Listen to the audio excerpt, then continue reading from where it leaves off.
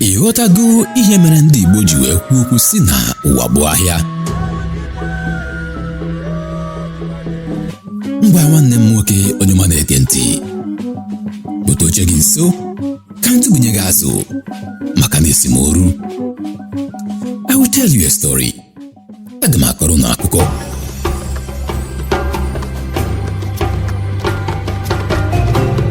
My story is a story of resilience and unshakable belief in possibilities, opportunities, and of course, prosperity in business by the Igbos. This belief transcends mere monetary transactions. To the Igbos, business is cultural. It is a way of life.